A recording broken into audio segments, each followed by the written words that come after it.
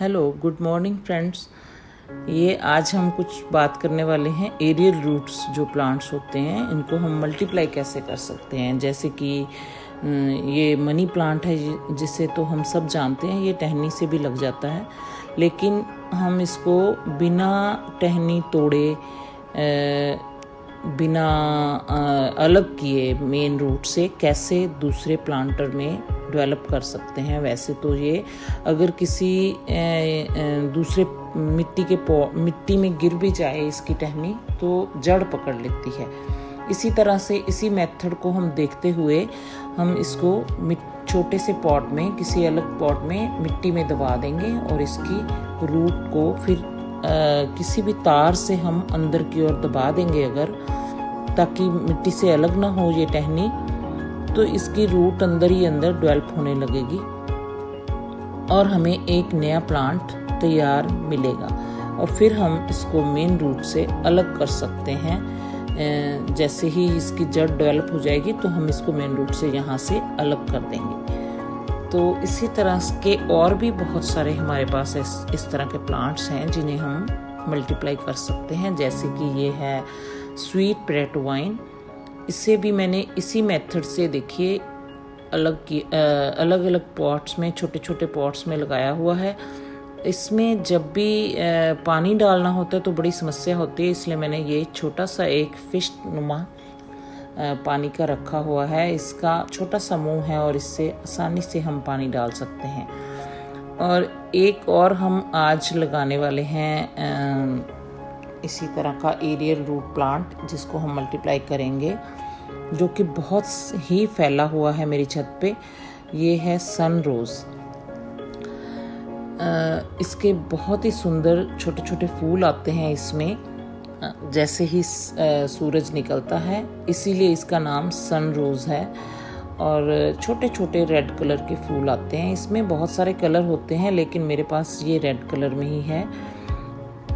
इसके भी इसी तरह से हम रूट को अंदर दबा देंगे पॉट में, और उसके बाद एक छोटी सी वही तार की फोल्ड करके पिन बना के इसको दबा देंगे अच्छी तरह से, ताकि इसकी रूट जो टहनी है वो मिट्टी से अलग ना हो और इसको अच्छी तरह से अपनी रूट डेवलप करने का पूरा टाइम मिल जाए। और इस तरह से हम बहुत सारे प्लांट्स तैयार कर सकते हैं और हमें बिना खर्च किए अपनी छत को हरा भरा बनाने में बहुत ही आसानी हो जाती है इस तरह से। और एक इस तरह का प्लांट है ये सालसा। वैसे इसको मैंने कभी रूट्स इस तरह से, इसकी रूट्स आने के चांसेस बहुत कम हैं, लेकिन इसको भी दूसरी तरह से हम जड़ से लगा सकते हैं। इसका मेथड भी मैं किसी दिन बताऊंगी। ये एक मैं सिर्फ ट्राई कर रही हूँ कि शायद इसकी रूट इस तरह से निकल आए, पर उम्मीद बहुत कम है। और पर कहते हैं ना कि उम्मीद पे तो दुनिया कायम है। कभी किसी भी तरह से कुछ न कुछ किसी काम को ट्राई कर लेना चाहिए।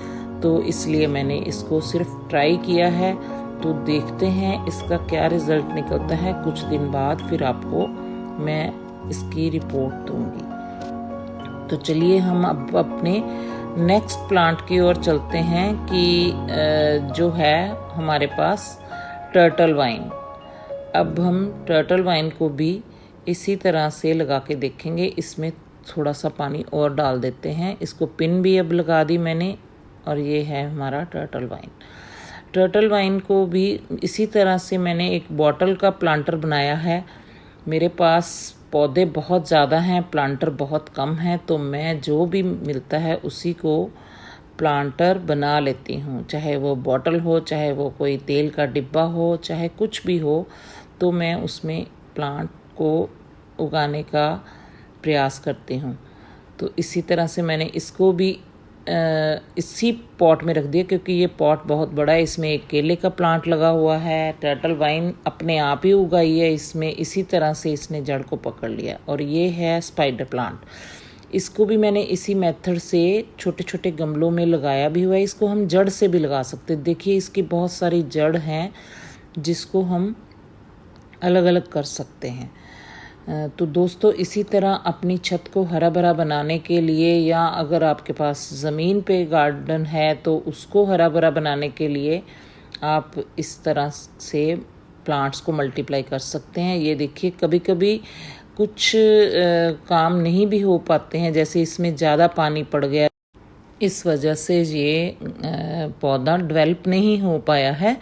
तो कोई बात नहीं, कभी कभी हम नाकामयाब भी हो जाते हैं, तो इसकी वजह से अपना मन ख़राब मत करें गार्डनिंग करते। अब ये देखिए, ये जो नीचे बड़ी सी ट्रे पड़ी है स्वीट पोटैटो वाइन की, ये मैंने इसी मेथड से उगाई है। और इस ग्रीन वाले गमले से टहनी लेकर इसमें दबाई थी मैंने, और ये देखिए कितनी हरी भरी मेरी ये चल रही है। इसी तरह आप भी मन छोटा ना करें, अगर कोई चीज़ नहीं हो पाती है तो कोई बात नहीं, फिर से ट्राई करें, फिर से शुरू करें, और कभी ना कभी हर काम में कामयाबी मिल ही जाती है।